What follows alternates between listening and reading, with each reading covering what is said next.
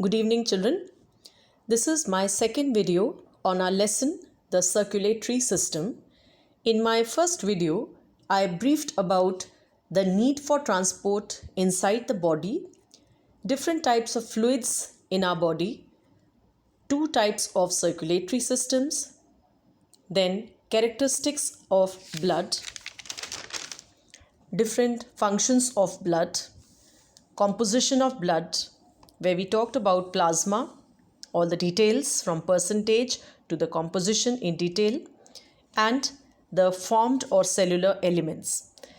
Then serum, hemoglobin, different reasons that make RBCs efficient to carry oxygen, and all the details about the red blood cells or the erythrocytes. So today we will talk about the other two formed elements of the blood, that is WBCs and the platelets.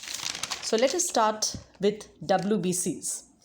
WBCs are also called as leukocytes because the term leuko means white. White blood cells or leukocytes, they are different from red blood cells in number one, that these have a nucleus. Here I told you that RBCs, they are born with the nucleus, but with maturity the nucleus disappears. So this is the first difference, that WBCs, they have a nucleus at all times. Second difference is that WBCs, they do not have hemoglobin, whereas RBCs, they have hemoglobin. Third difference, we can compare the numbers. WBCs, they are much less than the RBCs. Like here, it was 5 million in male per cubic millimeter, and in female, it was 4.5 million per cubic millimeter. Here, it is 4,000 to 8,000 per millimeter cube of blood, which is definitely much less than the RBCs. So we can see how they are different, not only in their number, but absence of hemoglobin, presence of nucleus. And now let us talk about their shape.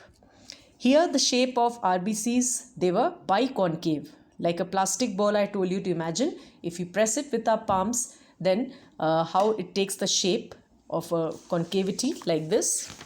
This was the shape of RBC. You can just imagine a hollow plastic ball being pressed on the opposite sides with our both palms. But when we talk of the white blood cells, they are amoeboid. Why amoeboid? Because just like an amoeba, they can change their shape by producing pseudopodia, right? So these pseudopodia, they help the cells to change their shape, and such a movement is called as amoeboid. So by doing this, they can squeeze through the walls of capillaries of tissues, a movement which is very important term we call as diapedesis. So let me show you this here in the diagram, page number 90. Here we can see a white blood cell. The RBC is the red one. So let us see the white blood cell. You can see how in the second figure it is squeezing and changing the shape coming out of the blood vessel here. Such a squeezing movement, third shape, again is different from the second, and this is another different shape. So how doing this, it squeezes itself through the capillary wall and comes out, right? And this squeezing movement is called as diapedesis. All right. So the next point to talk about WBCs, we talked about the shape, the number. Let us talk about the production. WBCs, they are produced in red bone marrow and lymph nodes, and sometimes in liver and the spleen. So they are produced in the red bone marrow, lymph nodes, and sometimes in the liver and spleen. Their average life is around 2 weeks, that is 14 days. This is also different than the RBCs. They had an average life of 120 days, but here it's only 14 days, which is much less. On this note, neutrophils, we'll come to it just now. This is one type of WBCs. They live for a few hours only, and they are destroyed in the same manner as RBCs. So where are these destroyed? WBCs, they are destroyed in spleen, liver, and bone marrow, just like the RBCs, right? Now, talking about their functions. WBCs, they are like defense soldiers of our body. So, number one, the function is phagocytosis. Phagocytosis means, this means to eat up, right? To eat up the germs if they are present in the body. Then second function is inflammation. Inflammation means a kind of swelling in our body due to injury or some local invasion or attack of the germs. Anytime when our skin becomes inflamed, now all of us have experienced, if we are hit sometime or there's an external attack of germs, what does inflammation look like? There's a local heat, there is redness in the area, there is swelling and pain, right? So this is all brought by the action of the spot which is inflamed. And here one of the types of WBCs, we call them leukocytes, we will talk about it just now. They migrate through the walls of blood vessels by a movement, just now I told you, diapedesis, right? So this is how the inflammation is seen in our body. Then the third function we can talk about is formation of antibodies. Now what are antibodies, children? Antibodies, they are produced to kill the germs. Like we can say if there's any attack of a foreign particle or a germ, then our body starts preparing antibodies, and this is done by another type of WBCs. We call them as lymphocytes. So we'll come to this classification now. Then two new terms to learn, children. There's an abnormal increase of WBCs. We call this condition as leukemia or the cancer. So what is leukemia? This is the cancer of the tissue that forms WBCs. Now sometimes in the cancer patients, WBCs, they increase so many times that this is at the cost of RBCs, right? And this turns to be very fatal and deadly. So currently the only treatment for this cancer is blood transfusion. Just abnormal condition in opposite fashion, if this was increased, then what happens when WBCs, they are drastically very less, the condition we call as leukopenia. So both are like a danger signal. Excess is very harmful because it's a cancer, and less number of WBCs is also very harmful because the immunity of the person goes down very drastically and the person will have a number of infections in the body. All right. So let us now talk about different types of WBCs. WBCs, they are of broadly two types. And why we say they are of two types? This is on the basis of shape and other characteristics. The first category we call them as granular. As the name tells, the type of WBCs here, they have granules in the cell. Granules means they'll have some structures which are granular, right? Then not only this, the other difference is that in this type of WBCs, there will be nucleus which is different number of lobes can be seen. This is constricted into lobes, like it could be 2 to 3 lobed or like this. So this is the first category of granular WBCs. How they look like? Number one, they have granules in the cytoplasm, and then they have nucleus which is lobed into a number of lobes. It could be 2, 3, 4, any number, right? Then second category of WBCs, we call them as non-granular. As the name tells, here there will be no granules. So if this is called as granular, here this will be non-granular because there are absence of granules. And secondly, when we talk of nucleus, here there will be a single large nucleus. So this is what you can say, there are 2 points of differences when we talk about the two cells or two types of WBCs. Now under the granular category, there are 3 types to study. First, we call them neutrophils. Second, eosinophils. And the third, basophils. So why are these typical names given? The first category of granulocytes or the WBCs which are granular, they are called as neutrophils because they stain with neutral dyes, right?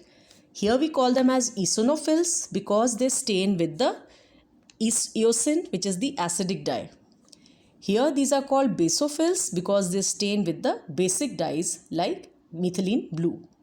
In here when we talk of acidic dye, the example is eosin. So this is the reason why we call them as neutrophils, eosinophils or basophils.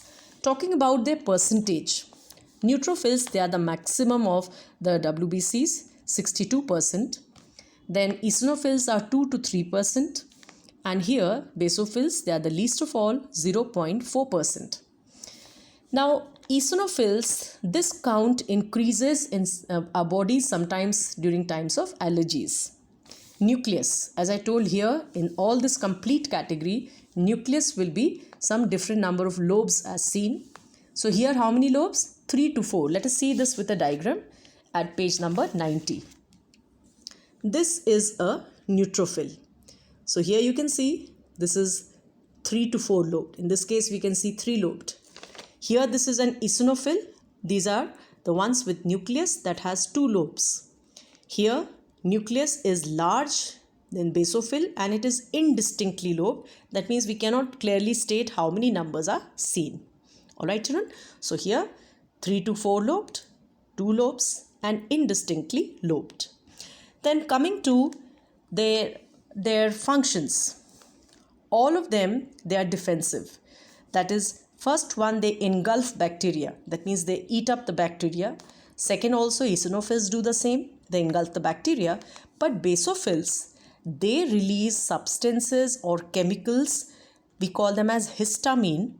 And this causes inflammation, which dilates the blood vessels. So remember children, inflammation, just now I told you that this is a condition when there is a local heat, there is a local redness we can say, right? So this happens because of dilation of the blood vessels. Then, where are these produced? All the three, neutro, eosono or basophils, they are produced in the bone marrow of our bodies. And I have already told you, they are staining with neutral dyes, therefore neutrophils. These stain with acidic dye like eosin, so therefore eosinophils. And these stain with basic dyes, therefore basophil. A basic dye example could be methylene blue. So remember children, these green colored ones, they are all the granular types I have discussed. Coming to the non-granular, or the ones which do not have granules but they have a single large nucleus. Let us look at them, lymphocytes and monocytes. This is a lymphocyte, and to be very specific here, this is the smallest of all WBCs. So of all the 5 types, this is the smallest in size, and this is very important. Being smallest doesn't mean that this doesn't have any function to play. This plays a very, very important role in the formation of antibodies. Alright. The other type is a monocyte, and this is the one which has a large nucleus with a kidney shape. You can see there's a kidney shaped nucleus, and at the site of infection, they change to form macrophages. Phage means to eat up. So they form big cells which have the capacity to eat up the germs. Alright. So by percentage, lymphocyte is 30% and monocyte is 5.3%. Here this I told you is the smallest of WBCs, single large nucleus, just now you saw it, and produce antibodies which kills and neutralizes the germs. Then here they are produced in the bone marrow and lymph glands, right? And they are also produced in the lymph glands like spleen and tonsils. So remember, here the production site is not just bone marrow, because bone marrow is common to all. You can see them. But here, along with bone marrow, this is also produced in the lymph glands, spleen and tonsils. That is spleen and tonsils. Coming to monocytes, I told you by percentage, these are 5.3%. Large nucleus, which is kidney shaped. Function, they ingest the germs and they are produced in the bone marrow. So here I started today with the WBCs. Let us quickly revise what all things have I done just now. WBCs, I started with all the details from their average number to their lifespan, production site, destruction site, hemoglobin, nucleus, functions and the abnormal conditions. Then I talked about the different types of WBCs under granular category and the non-granular category. Then to sum up the WBCs, there are 3 very important terms I must tell you. Diapedesis, just once again a reminder, By this diagram I have explained you, this is the squeezing movement of WBCs, which are amoeboid, right? And they produce pseudopodia. So the term dipedesis can be broken into two parts. Dia means across and pedesis means to ooze out. So because these are moving across the blood capillaries and oozing their way out, right? Therefore we name this as such. WBCs are amoeboid and can produce pseudopodia with which they can squeeze through the walls of the capillaries into the tissues. Another very important term which is phagocytosis. Phago means to eat up, right? So here in this process in which most of the WBCs, particularly the neutrophils, they engulf the particle like solid substances, especially bacteria. So because they eat up the cells or bacterial cells, they are certainly defensive and protect our body. Then all of us have heard the word pus, right? During times of infection or some injury. What is pus actually? The composition of pus is dead WBCs plus tissue cells that are destroyed by the bacteria. So remember children, whenever there is a defense or protection of our body, WBCs, not only they perform phagocytosis, right? They also perform the functions like inflammation, right? Formation of antibodies, and at times required they will also form the pus formation, because pus formation is nothing but a mixture of dead WBCs and the tissues that have been destroyed by the bacteria. So this completes the WBCs. Coming to our next topic for today, it will be the third type of formed elements that we call as the blood platelets or the thrombocytes. Blood platelets, we call them as thrombocytes, right? And by shape, these are minute, oval or rounded structures. Nucleus is absent, so they are non-nucleated and they float in the blood. By number, we can say there are some 200,000 to 400,000 per cubic millimeter in an adult. Now, how are they derived and where? They are produced in the red bone marrow, right?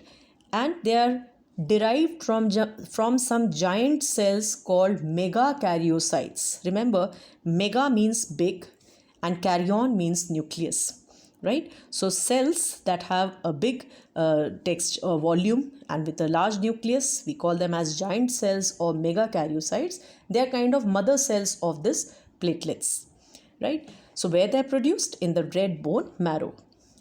They are budded off from megakaryocytes in a manner that each one is completely surrounded by a membrane. So once they are budded off or they arise from here, each of the budded cell part becomes covered by a membrane. Lifespan of platelets is 3 to 5 days. That means least of all three, from 120 days in RBCs to 14 days in WBCs, and here only 3 to 5 days. After that, they will be destroyed. Destroyed where? In the spleen, which is a lymphatic organ located in the abdomen. By function, the platelets, they are very, very important in the clotting of our blood. At the site of injury, the platelets, they break down or disintegrate to release a substance we call thrombokinase, and this initiates the process of clotting. So this will be our next topic, children. In our next video, that will be the clotting of blood.